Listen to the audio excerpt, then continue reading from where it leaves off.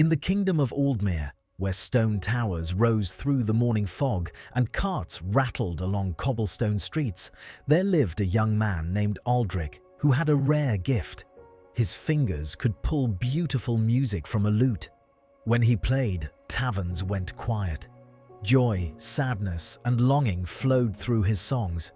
Even nobles had offered him heavy bags of silver to play for them. But most days, Aldric's lute sat untouched in the corner of his small room.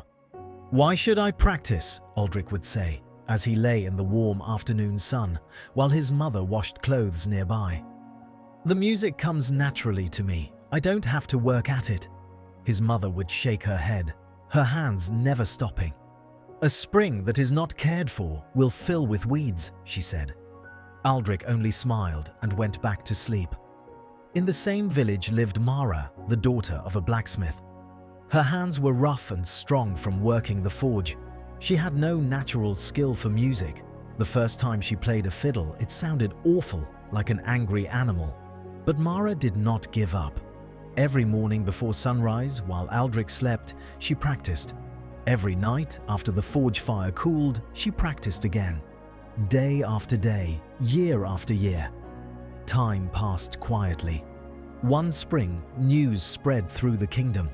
The king would hold a great festival. The musician who played best would become royal composer, a position that brought honor, comfort, and security for life. Aldric's neighbors rushed to his door. "This is meant for you," they said. "No one has your natural talent." Aldric agreed easily. He had not played in months, but he believed his gift would still be there. Surely, talent did not fade. The day of the festival arrived. Bright banners flew and trumpets rang out. The courtyard filled with people from every walk of life. Aldric stepped onto the stage and lifted his lute, brushing dust from its strings. He began to play.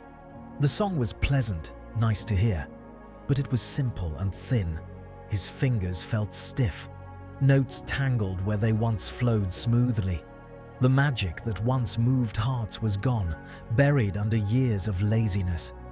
The crowd clapped politely. Aldric saw the truth in their faces. He had played like someone with promise, not skill.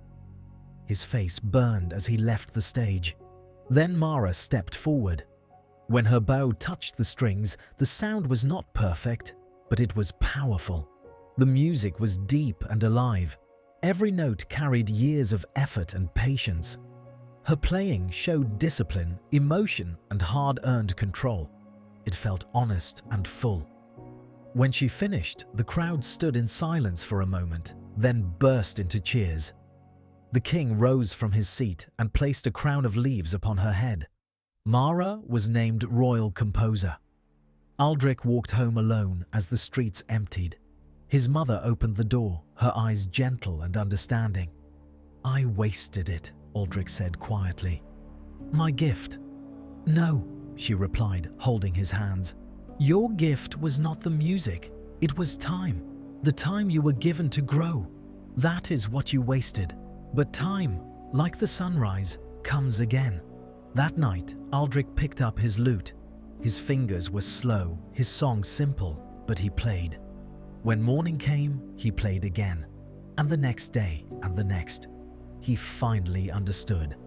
Talent had given him an early lead, but he had stopped moving, thinking the finish line would come to him. Mara had kept going step by step while he slept. Aldric never became royal composer. That place belonged to someone else. But through steady effort and care, he became something just as important. A true master of his craft, and a man who learned that even the brightest flame must be fed, or it will fade into darkness. And in the story of his life, that lesson was worth more than all the gold in the kingdom.